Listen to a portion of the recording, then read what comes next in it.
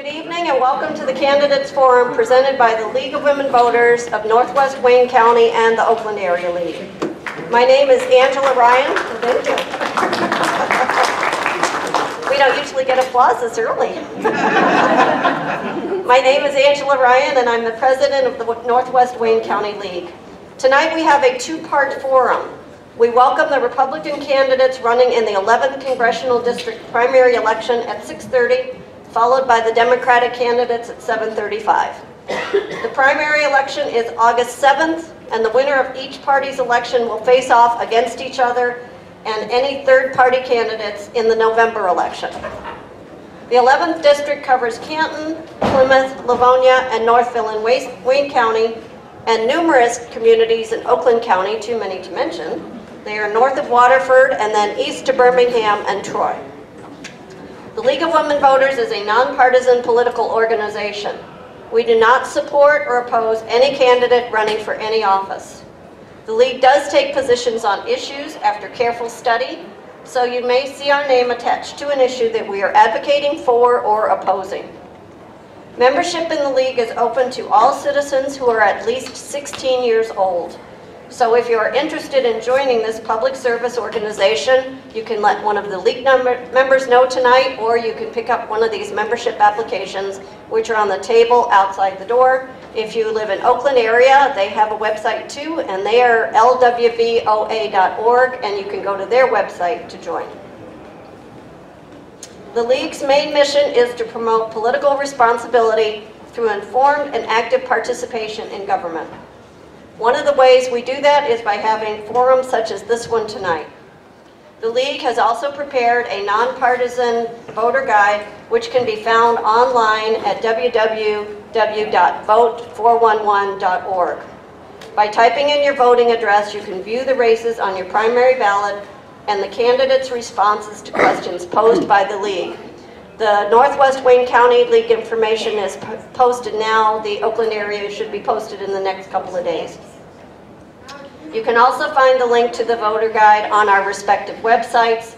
For those of you who live in Wayne County, there are bookmarks out on the table that say vote, and on the back side it has the vote411.org, which works anywhere in the state. It also has our website and the Michigan Secretary of State's website in case you need to get information there.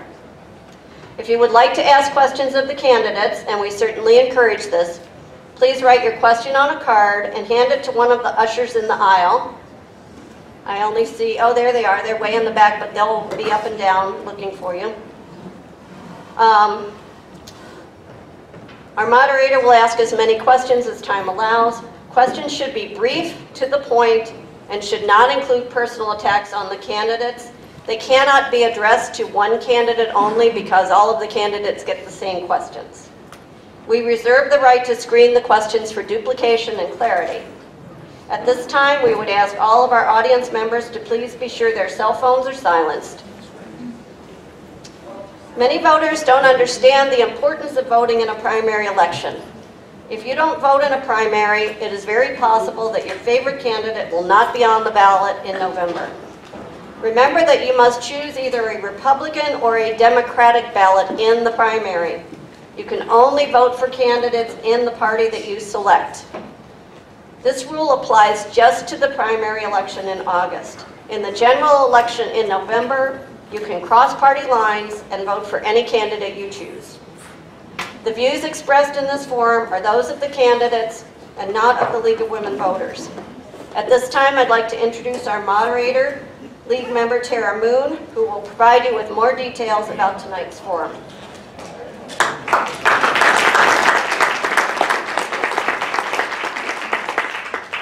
Thank you, Angela. I'm happy to be here tonight. My name is Tara Moon. I am a member of the League of Women Voters Oakland area, and we are pleased to do this forum tonight in conjunction with the League of Women Voters Northwest Wayne County. We're very happy that you could all join us tonight to hear from these Republican and Democratic candidates who are running for Michigan's 11th District in the House of Representatives. Our forum tonight will be in two parts. The first hour will be devoted to the Republican candidates. We'll take a short break to change candidates, and then we will seat the Democrat candidates for another hour. If you decide to leave after the first segment, we ask that you do so quietly and take your conversations out into the hallway. As Angela said, the questions tonight come from you, the audience, so we encourage you to write them down on the cards that will be circulating. If you want a question, or if you want a card, I should say, raise your hand and a page will come to you. When you're ready to turn a question in, raise your hand with the card in it and a page will come and grab it. We did receive a number of questions emailed to us in advance, so we have those questions in the mix as well. Like Angela said, we'll do as many questions as we have time for, but I can guarantee we won't get to all of them. Each candidate will be allowed a 1-minute opening statement and a 1-minute closing statement. Each candidate will be allowed 1 minute to answer questions unless I decide to extend that time. And if I do decide to extend the time, I will let the candidates know and then the timer will adjust accordingly. We will rotate which candidate answers questions first. And we will do closing statements in reverse order of the order that the candidates are seated in now. League member Linda is our timer for the first hour. She's sitting here in the front row and will be holding up cards so the candidates know when their time is up. And candidates, you can finish your thought if you're in the middle of a sentence when the stop sign goes up, but I will stop you if it seems like you're going to keep going on. The 11th district covers Plymouth, Canton, Livonia, and Northville in Wayne County, and many communities in Oakland County, as Angela said, including, but not limited to, South Lyon, Waterford, Highland Township, Troy, Birmingham, and Bloomfield Hills.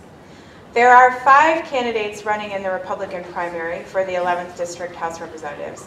They are Carrie Bentivolio, Lena Epstein, Clint Kesto, Mike Kowal, and Rocky Rakowski. Unfortunately, Mr. Kowal and Ms. Epstein are not attending tonight's forum. The candidates that are here drew lots to determine their seating and answering order. So let's begin now with opening statements. And we're going to start with Mr. Kesto. Mr. Kesto, can you introduce yourself and give your opening statement? You can stay seated. Stay seated? Yes. All right. Well, good afternoon, ladies and gentlemen, and thanks for being here in Livonia. My name is Clint Kesto. I'm a current state representative and the chairman of the Law and Justice Committee in the Michigan House of Representatives. I'm from West Bloomfield, Commerce Township area, and in fact, here in Livonia, when I was a prosecutor in Wayne County, I was actually the district court prosecutor here, so I'm very familiar with both Wayne and Oakland. But this coming November and this coming August, we need to pick a candidate that will be there and have somebody who's accomplished in finding solutions. It's easy to point out problems, but as the chairman of the Law and Justice Committee, I've been able to tackle issues like child sexual assault and find solutions so that the problems like Larry Nassar don't happen again. I chaired a task force called the Michigan Cares Task Force that address our opioid abuse issues, our broken mental health system. And so when you think about Clint Kesto, I want you to think this, that there are many problems, but this is a candidate that will find solutions to fix problems, and that's the type of candidate that we need in Washington. Thank you. Thank you, Mr. Kesto. Rocky Rakowski, please introduce yourself and give your opening statement. Good evening. My name is Rocky Rakowski, and it's a pleasure to be here. Thank you very much for coming out. My parents always taught me that you can always make more friends and make more money, but you can't make any more time.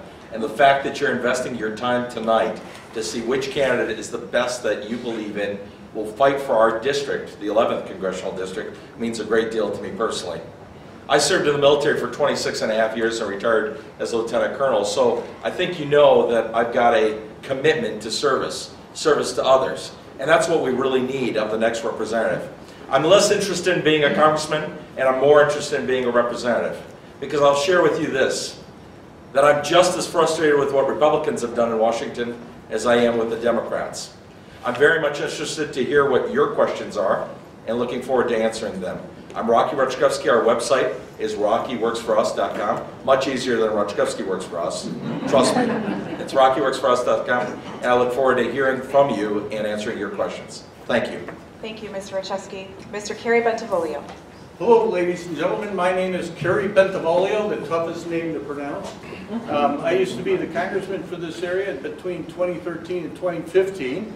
I'm a veteran. I was the only member of Congress who served both Vietnam and Iraq, and did a pretty good job as a congressman if you consider that in the last 50 years, there's only been one member of Congress who passed, or first-term member of Congress who passed 3 bills with 100% bipartisan support, finding solutions for their problems and finding common ground.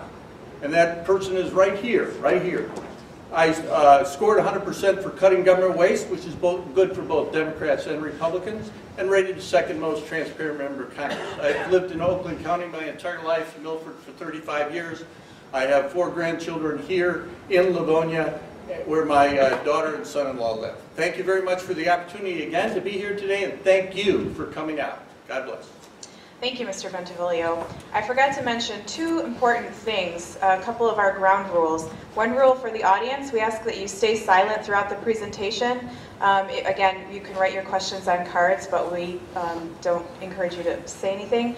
And to the candidates, please answer questions with your views only. Don't refer to other candidates by name, no personal attacks. Those are league forum ground rules. All right, we will start questions now, and we'll start with Mr. Kesto. When you are sworn in as a U.S. representative, you will take an oath to uphold and defend the Constitution of the United States. Are you willing to work across the aisle to pass legislation that's good for the country, or will you focus on voting strictly along party lines? Mr. Kesto. Thank you. I would be serving the residents of the 11th District. You look at my track record in the Michigan House of Representatives, we've had a lot of bipartisan work. In fact, I mentioned the CARES Task Force. These are real problems. We're talking about people dying because of opioids. We're talking about a crisis in our mental health system. And we're introducing packages and passing out packages of legislation that are bipartisan. But I will tell you this, that when it comes to the Constitution, I'll be there to defend it and preserve it. Whether it be the First Amendment our First Amendment right to freedom of speech and freedom of religion and freedom of press, our due process rights, and one of the more important ones that we've lost sight of, our 10th Amendment right to make sure that we can take the power out of Washington and give it back to our states, where the citizens of the district are. Thank you, Mr. Kesto. Mr. Rakowski. The answer is yes.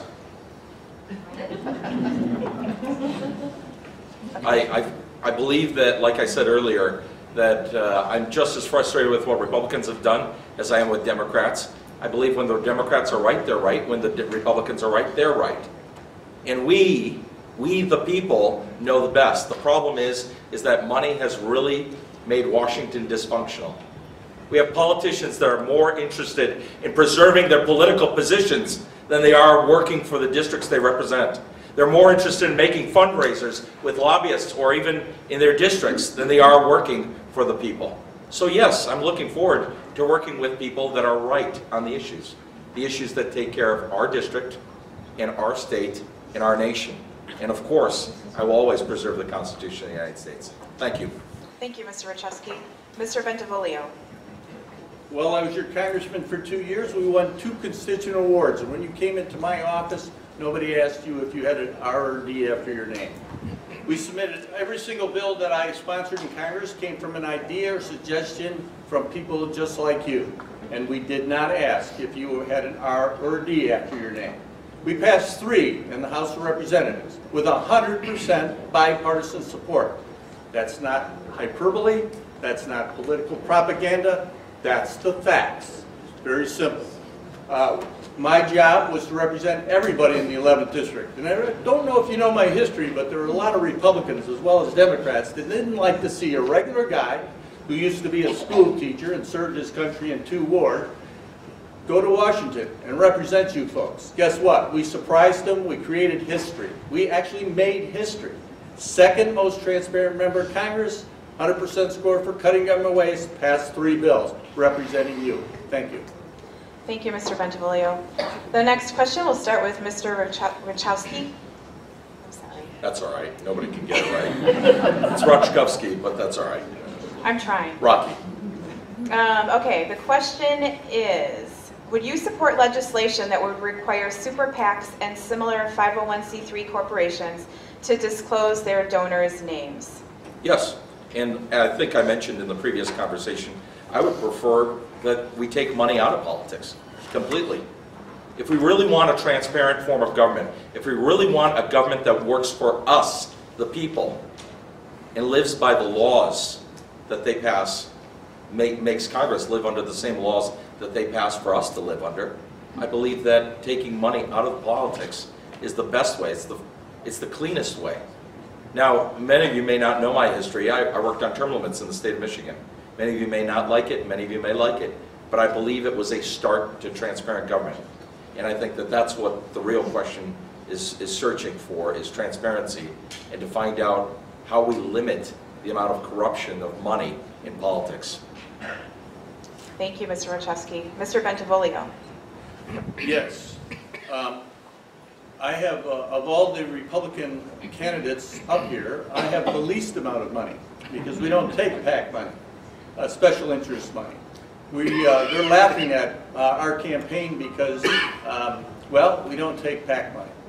And I have the least amount. I also signed a pledge for limiting myself to 3 terms. I signed it twice. First time I signed it, I only served 2 years. My question now is, I signed it again. Does that mean I get to serve 3 more terms or just 2? Thank you, Mr. Bentivolio. Mr. Kesto. Thank you.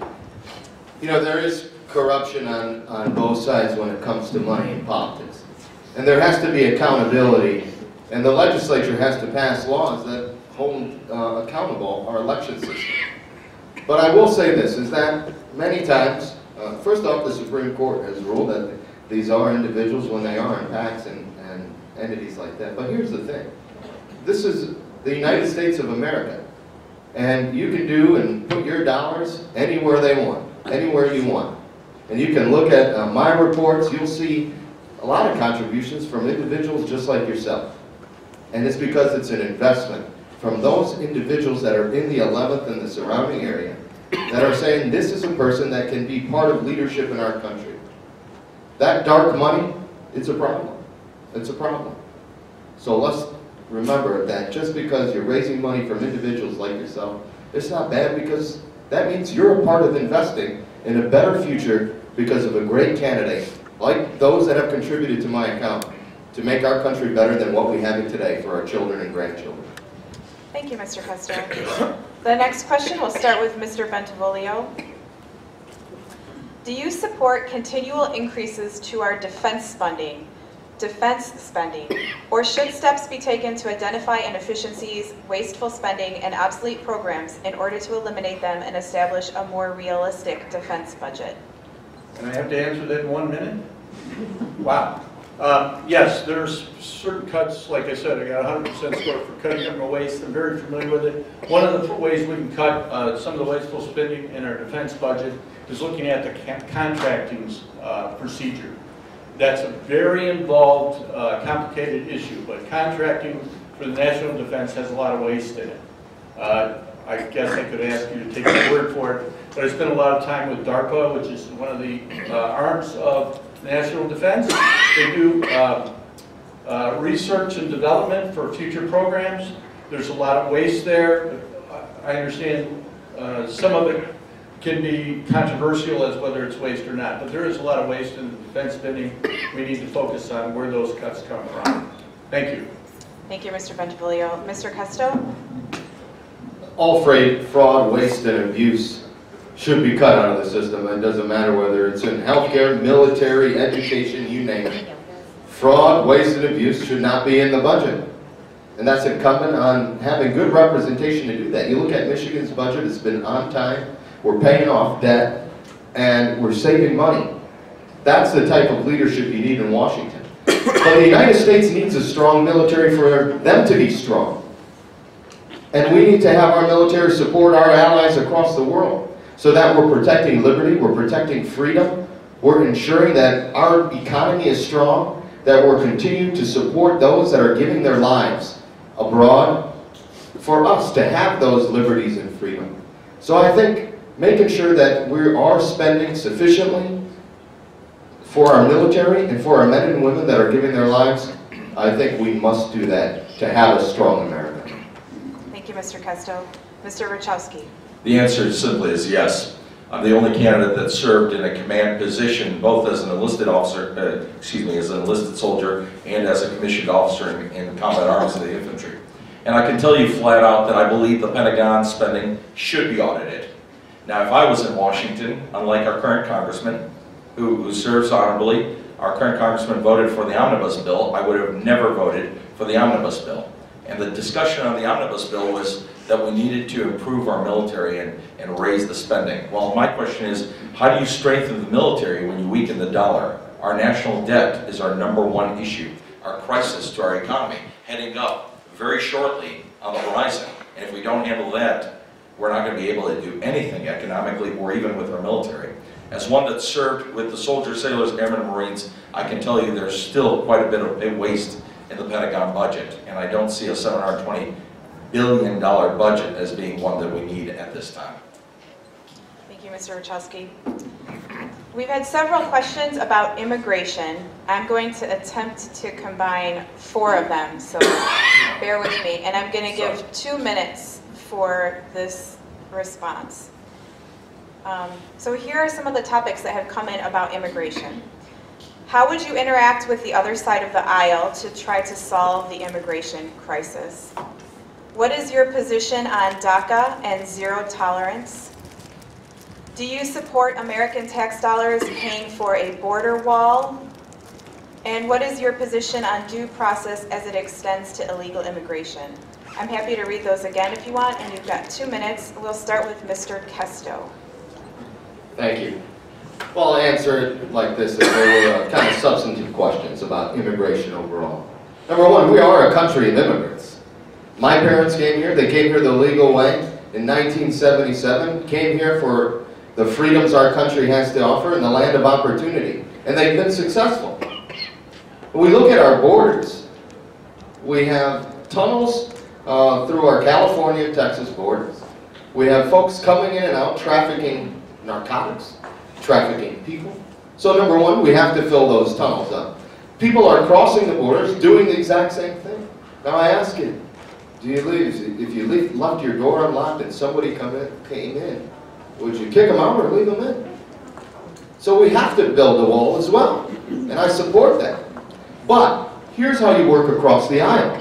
There are a lot of companies here in the United States that are looking for strong, skilled, highly skilled individuals, and yet they're waiting 6 months and a year. It's time to revamp that system and make it expeditious so that we can have people come in for the purpose of strong labor here. As far as those individuals that are here, we have to have some sort of humanitarian effort that says, okay, now that you're here with your family, what do we do and what's the process for you to remain here? But as far as due process, it has to be expeditious, because this whole issue of giving somebody a date to come back and then they never show up, I think in any criminal court system that would not fly. And yet we have individuals that do trespass into our country and then are not held accountable. I know some people may not like that, but the bottom line is we need an overhaul of our immigration system, and we need a fix. And we have to be able to use the technology and resources we have to have the immigration system be efficient and expeditious, and yet protect our American citizens on our borders and be fair to those that want to come here and want to come here the legal way. Thank you, Mr. Kesto. Mr. Rakowski. I apologize. If I can ask you to ask me those 4 questions, of course, and then I'll elaborate on each one. I'll say yes or no's and elaborate, yes, if I may. How would you interact with the other side of the aisle to help solve the immigration crisis? What is your position on due process as it extends to illegal immigrants? What is your position on DACA and zero tolerance? And do you support American tax dollars paying for a border wall? Okay. Interaction with the other side, of course, any representative that's worth any of their salt has to work with all the individuals, as the Constitution states that immigration is in the hands of Congress to determine. Did you hear that? Immigration is basically one of the things that Congress determines. Just like coining money and raising taxes, it's in Congress's hands. So we have to work together. My parents, a little quick story, my parents were immigrants. And once upon a time they were Democrats too. And we were all Democrats, I guess, but we became Republicans. My wife is a legal immigrant. They came here under the sponsorship program. What a great idea. Maybe we should bring back the sponsorship program to solve the immigration issue. The second question was, I apologize. That's okay. Your position on DACA and zero tolerance, and also your position on due process. Sure. Due process, zero tolerance, and DACA. Number one, they all kind of coincide. And what I mentioned was that Congress is the one that determines the immigration and the will of the people, as the Constitution states. And it's very important that we basically fix our immigration system. Number one, as far as DACA, maybe we do have a pathway to citizenship. There's a lot of conservative proposals that show a pathway to citizenship, but that basically push away the right to vote maybe in 10 or 20 years. That's something that is on the table that we should discuss, especially when you're looking at due process for citizens. I think the question actually beyond due process is about also the separation of children with their parents. Once they reach U.S. grounds, if they're here seeking asylum, they receive due process. If they're not seeking asylum and their case hasn't been heard, they should be deported back to the country where they came from. Thank you, Mr. Wachowski. Mr. Bentivolio. Repeat the question again, please. Sure, yeah. Thank you. How would you work across the aisle to help solve the immigration crisis? Well, let's stop there. For one, my best friend is a 33-year veteran of the INS, Immigration Naturalization Service. I remember 6 years ago I was asked that same question because the issue of immigration came up. And my quote was, and you can find it in the newspaper, that the problem with immigration is the Democrats want the votes and the Republicans want the cheap labor. Nothing will get done. Here we are 6 years later, and we're still fighting over that issue. It seems to me that one side of the aisle wants one thing, and the other side wants something else. And it switches. It depends on who's on what side. What we have to do is enforce the laws that we have today. The laws are there. Unfortunately, if you listen to Brian Terry's family or you listen to the Border Patrolmen, and I did tour the southern border, Honduras, El Salvador, and Guatemala, in your behalf, looking at the immigration problem. Ladies and gentlemen, I was told by the chief of police for the country of Honduras that the children's school that we were visiting 2 weeks earlier, they're now in their classroom in their nice little uniforms they wear to school. And by the way, they have to get permission to get to school to cross certain streets because a gang member controls that particular area. Stabbed one of their fellow students 26 times. Every student only stabbed that student once. These are 7th, 8th grade students. 80% of those people coming across that are youth are teenage gang age without parents. 30 seconds. DACA. Prove to me that you came here illegally. Detroit Free Press editor said, well, we'll ask the parents. Really? So we're going to ask the parents who came here illegally if they brought their children with them. We'll give the child, the DACA child, a road to citizenship while we deport the parents. That's the problem. Enforce the law. Very simple. You don't enforce the law, you're going to have chaos, and that's exactly what we're getting sometimes, I think. Thank you. Okay, the next question, we'll start with Mr. Wachowski. Aside from addressing mental health concerns, what new specific gun control measures would you support to help end gun violence in America? Making it a felony for anyone to not report criminals or background checks that, let me strike that. I think that one of the newest things is we need to prosecute those that fill out the Form 4473s. When you go for a weapon, when you purchase a weapon from an FFL, which is a federally firearm license holder, you fill out a Form 4473. It's an ATF form that does your background check. We are not prosecuting those individuals that lie on those forms. We need to start prosecuting. If you lie on a form and you're caught lying on that form, you need to be prosecuted. Point blank and simple. Thank you, Mr. Wachowski. Mr. Bentivolio. Could you repeat the question, please? Sure. Aside from addressing mental health concerns, what new specific gun control measures would you support to help end gun violence in America? Wow. Let's see, follow the Constitution shall not be infringed. But yes, we do have a right to take away guns from people that have mental illness and are felons, commit violent acts. We have a process called due process, where if there's, if you're suspect and so on and so forth, maybe a little violent, we're going to take a second look at you. But other than that, you have to really look into that because it says thou shalt not be infringed. One of the reasons I see for gun violence is that we have these gun-free zones, and criminals don't follow those rules. So I'm a Second Amendment fan, and I support the Second Amendment. And any law-abiding citizen should have a right to safely carry or own a firearm. Thank you, Mr. Bentivolio. Mr. Kesto. One more time, if you could repeat. Yeah, sure, of course. Aside from addressing mental health concerns, what new specific gun control measures would you support to help end gun violence in America?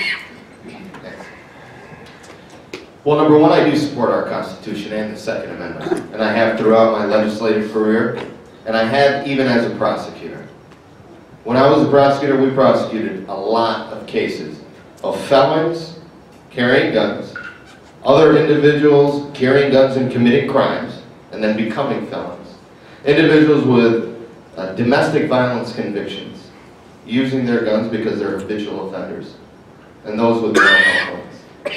So number one, we look at our schools. Well, let's protect our schools in this way. Let's use some of our sinking fund dollars or maybe some federal block grants to improve the infrastructure of our schools to keep them safe. Well, let's look at actual gun violence and where you see it most. You see it most in urban areas, in areas of poverty, places like Chicago, Los Angeles, Detroit. So let's improve the lifestyle of those neighborhoods.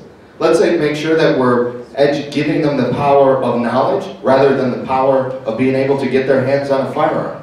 So we have to keep the guns out of felons' hands, habitual domestic violence hands, and those that have mental illness, and give them to responsible owners. Thank you, Mr. Kesto. The next question will start with Mr. Bentivolio. What would you recommend to ensure that all Americans have affordable and accessible health care?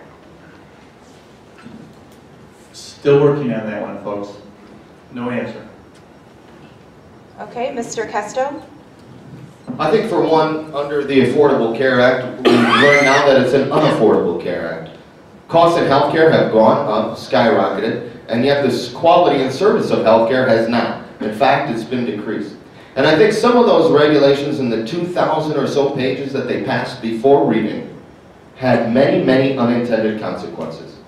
So let's remove some of those regulations. Let's allow a free market to be able to offer to the citizens of the United States and without having border restrictions, real health care opportunities.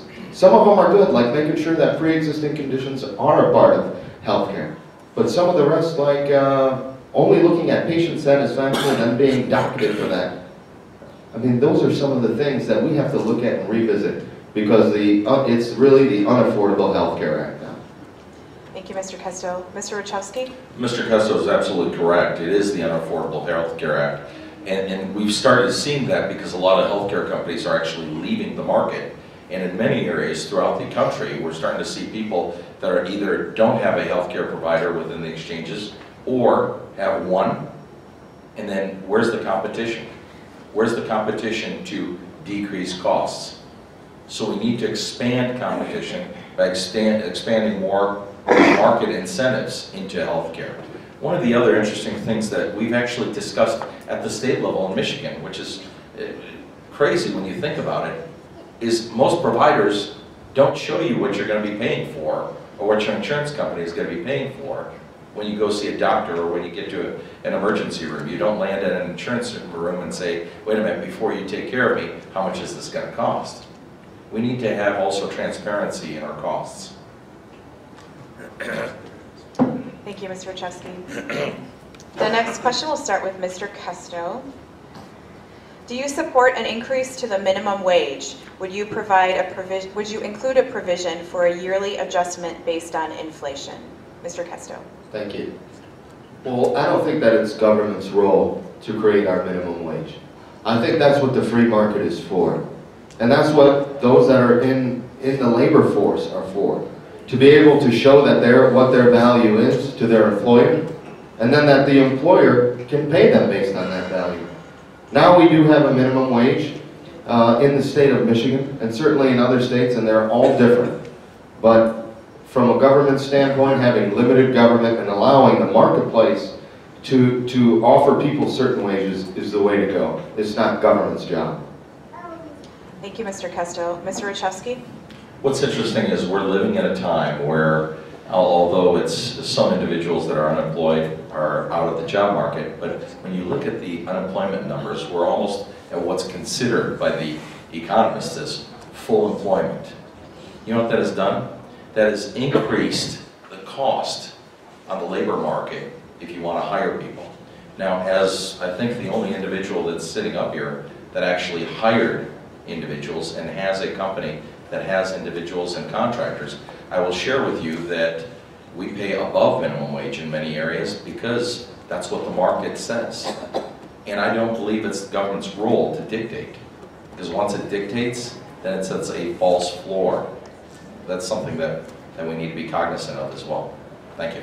Thank you, Mr. Wachowski. Mr. Bentivolio? Thank you very much. I'm a big fan of free markets, and one of the problems that we need to look at and people need to understand is with this influx of illegal immigrants for skilled and unskilled labor, it increases the supply for labor, which means that labor becomes cheaper. Skilled and unskilled labor. The high school students are being told they need to go to college rather than a trade school. We have a shortage of machinists, we have a shortage of carpenters, we have a shortage of bricklayers and other skilled trades. Illegals are coming in, or, well, if we give them amnesty, this is going to increase the supply of labor, thereby reducing the costs of labor. So if you want your wages higher, minimum wage, look, you're competing against illegals. Thank you. Thank you, Mr. Bentivolio. It's pretty involved. I know. I mean, it's not very much time. The next question will start with Mr. Wachowski. We've had several questions come in about tariffs and concerns about a looming trade war in the future. So I'm going to combine two questions and give them a minute and a half to answer these two. Do you agree with imposing punitive tariffs on our allies?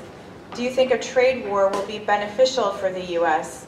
Do you see a recession influenced by the trade war looming in the future? We're starting with Mr. Wachowski. No, and yes. Do I believe, but there's a little bit more to that question. I'm glad that we got the extra minute and a half. Do we believe that a trade war could harm us, basically harm our economy? The answer is yes, it could. But we also need to draw a line in the sand and actually mean what we say in this country. Look at China, for example. If you want to buy a business or create a business in China, your partner must be 51% Chinese.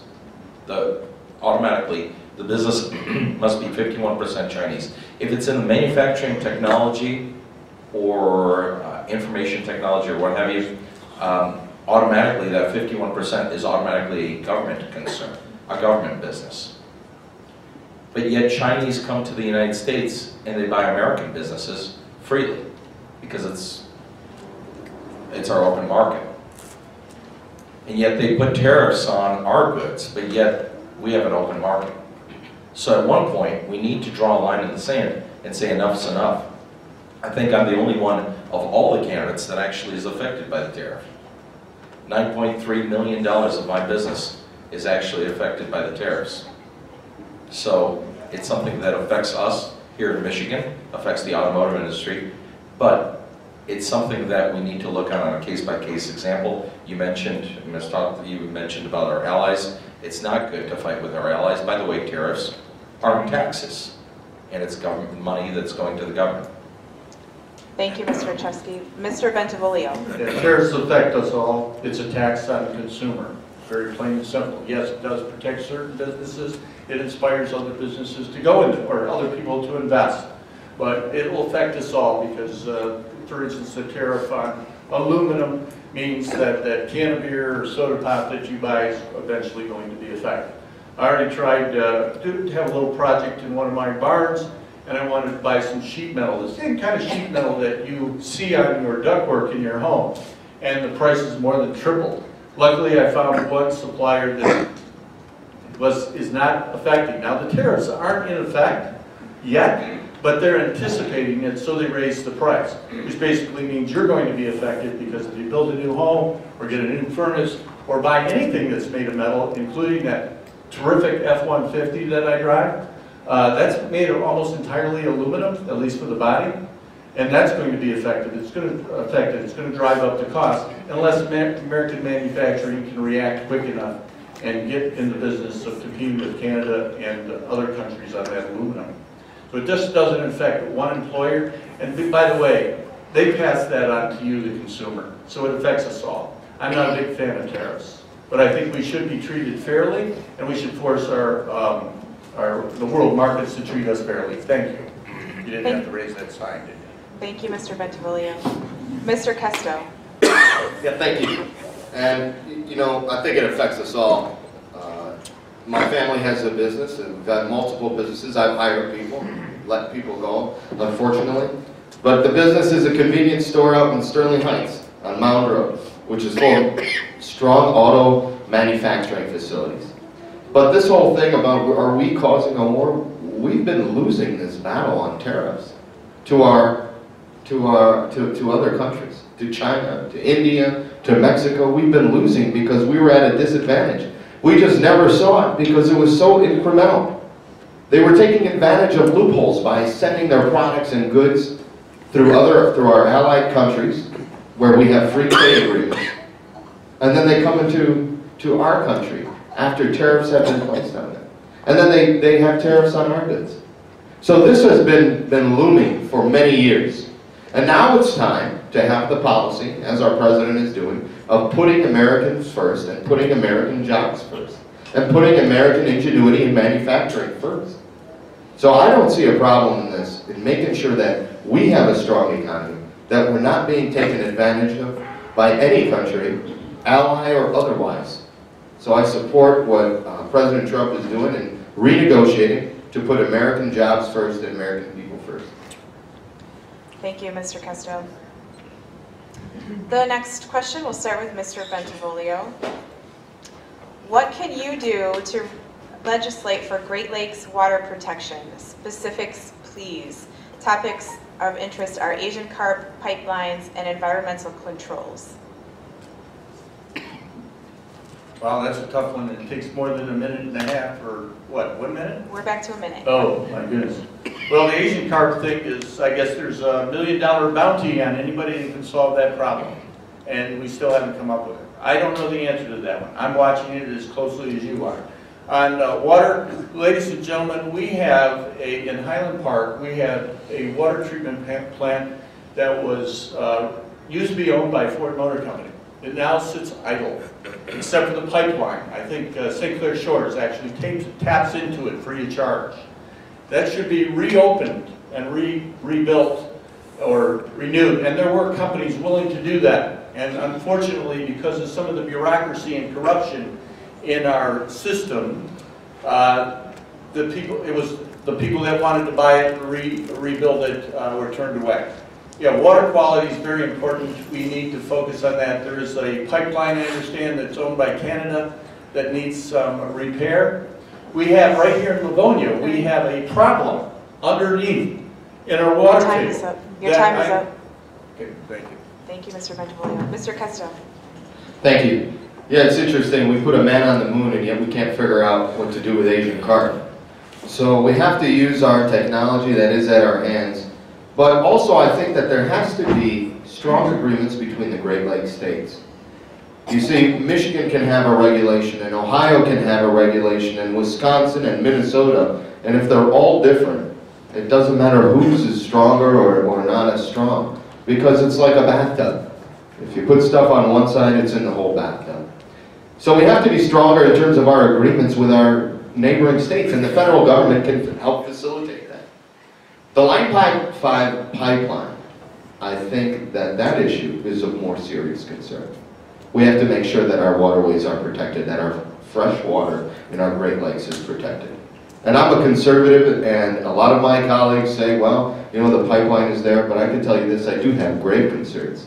Because if there were to be an accident, and just as of recently, I think there was the threat of one being a major one, that we have to address that issue. Thank you. Thank you, Mr. Kesto. Mr. Rachevsky. I think one of the biggest issues is ballast water and managing ballast water, how when it's coming in through the locks and the ships are coming in and releasing the ballast water or what have you. Are they releasing invasive species into our Great Lakes? I think also funding of the Great Lakes Initiative is very, very important. Full funding and restoring funding. The thing that most people don't realize is that we in the Great Lakes have about 20% of the fresh water that's in this world. Did you realize that? It's an amazing treasure that really makes our state incredibly different and more beneficial than most other states. And we need to preserve the fresh water that we do have. I'll tell you a quick story about myself. I happen to have arsenic poisoning, and I went through chelation treatment. So preserving the water, the clean water and clean air that we have is very important. Thank you, Mr. Rachevsky. The next question will start with Mr. Kesto. Will you support legislation like the Sentencing Reform and Corrections Act to reduce mandatory minimum sentences, give judges more discretion, and decrease the federal prison population? Why or why not? I think here's what we should do on our correction system, and I'm the chair of the Law and Justice Committee. We have to look at reforming our sentencing guidelines, certainly. Some mandatory sentences could be appropriate, depending on what they are. But the problem with what happened with giving judicial discretion is that in some areas there was disparity. And that's how the state of Michigan actually went to sentencing guidelines, so that you're giving truth in sentencing. However, I think our biggest issue is what we do when we have prisoners in our correction system. What we're doing in the state of Michigan is arming them with tools of vocational training, skilled trade, so that when they do get out, and most will, whether it be in the federal prison system or a state prison system, so that they can be productive members of society, that they've received the rehabilitation, and it's safe and secure, so that when they do come out, they can get back into the workforce. That's the real key to making sure our prison population decreases. Thank you, Mr. Kesto. Mr. Rachevsky? That's very well said, actually. The disparity between sentences is something that we really need to focus on, because in some areas, for example, if you look at minority areas or in more in poor areas, you'll see higher sentences. Is that fair? The crime should fit, or the penalty should fit the crime, and it should be equal to all, no matter where they come from or where they are from. So the truth in sentencing is very important, so I guess my answer to you would be no. Thank you, Mr. Rachevsky. Mr. Bentivolio? I'm going to be perfectly honest here. I don't spend a lot of time, or never have, looking at the criminal population and disparity between one sentence and another sentence. The way I look at it is, if you do the crime, you pay the fine. And the judge represents the local community, and they set the priorities. If you believe that this particular crime deserves 10 years, that's a state issue. It's not really a federal issue. The federal government, yeah, there's laws, but I haven't really paid attention to that because I have a very strong view of it. You do the crime, you pay the fine. What I'd like to see happen is, for instance, in Washington, if you're held in contempt of Congress, you get to spend 30 days in jail rather than sending it to the Attorney General for some kind of enforcement. That's the people's house. That's your house. If somebody lies under oath in a committee and they're held in contempt of Congress, nothing happens to them. It's a shame. So there is some disparity in sentencing, but unfortunately a lot of people, especially in government, get away with the crime. Thank you, Mr. Bentivolio. The next question will start with Mr. Rachevsky. Do you agree with the EPA's decision to no longer evaluate asbestos in homes, schools, and businesses? No. Okay, do you want to elaborate? Like I said, one of the most important things that it was a true wake-up call for me was that I had arsenic poisoning. And I went through something called chelation treatment, if you've ever heard of it, where you take out the heavy metals. And that's the only way that you can take out heavy metals from someone's body, like lead, for example. That's the only way you can take heavy metals out of the body. And heavy metals, as we've now learned, create cancers, hardening of the arteries, Alzheimer's, and different types of diseases. So if we're looking at creating a healthier quality of life for our citizens, we need to make sure that we protect them from the toxins in our air and in our environment overall. Thank you, Mr. Rachevsky. Mr. Bentivolio, you want me to repeat it? Please. Sure. Do you agree with the EPA's decision to no longer evaluate asbestos in homes, schools, and businesses? Why or why not? No, because asbestos is a proven cancer causing. Unfortunately, a lot of people purchased homes unknowing. I know in the 50s a lot of houses were, I know in Royal Oak, Ferndale, places like that were actually clad in asbestos siding. So yeah, and it's now covered up by aluminum or vinyl siding. So yeah, we need to take, yeah, I think the EPA or at least some government authority needs to do that, fix that. We also need to look at communities like Royal Oak, just like Flint, that are using lead pipes. And I know older communities in Livonia here are using lead water pipes from the tap or from the tie-in to the house. So those need to be looked at too. Thank you. Thank you, Mr. Bentivolio. Mr. Kesto. One more time. Yeah, sure, of course. Do you agree with the EPA's decision to no longer evaluate asbestos in homes, schools, and businesses? Why or why not? I think that in these cases when there are harmful substances in buildings and schools or wherever it might be, that really it's incumbent on the state legislature to do something. So often we say that the EPA should be the authority on this, but really it isn't. Because those at the state level are closer to the citizens and know the environment and what's going on. So although, you know, I may not agree with the decision of the EPA, frankly, I think it shouldn't be the EPA's decision, but it should be those that are at the state level that can create those departments and make sure that those policies are in place based on the needs of their citizens and constituents. Thank you, Mr. Kesto. We have one more question before we move on to closing statements. What will you do to combat climate change, not just in America, but worldwide? And we start with Mr. Bentivolio. What will you do to combat climate change? Well, first you have to agree with that we are the cause of it. I disagree with that. I can spend a lot of time here arguing the other side of the point. But look, folks, in 1982 in Milford, I built a solar earth home. Yes, in Milford, it's still there. My best friend lives in it. The south side of the house had deciduous trees. It had a greenhouse in front, had thermal storage unit underneath, and on the north side we had evergreen trees to block the cold winter winds. You know, all of us here are actually contributed to it, and you do it because, well, that was the way it was done. You built a house here in Milford, or excuse me, in Livonia. You put concrete under part of it, you call it a basement, then you put in a paved driveway. Where does all that water go? It goes to a sewer. And the sewer takes the water to the Detroit River or some plant that cleans it up. There's no natural cooling that takes place that you'll find out in the parkland and in the forest. Yeah, we're all contributing to it. So Thank the you. real Your time's fix. up. Thank you. Mr. Kesto. Thank you. And again, I would say on climate change, I'm not sure that we're the direct cause of it anyway. But from a federal standpoint, I think when you look at the environment and protecting the sanctity of our air and water, that if we're negotiating with other countries like China and India and otherwise, that we're putting in place agreements to hold them accountable to the same standards that we are. But it should not be about the climate change issue. It should be about how we protect our natural resources, how we protect our parks, our trees, our lakes, our rivers, our streams, our air. That's what it should be more about, not about the climate change. Thank you, Mr. Kesto. Mr. Rachevsky.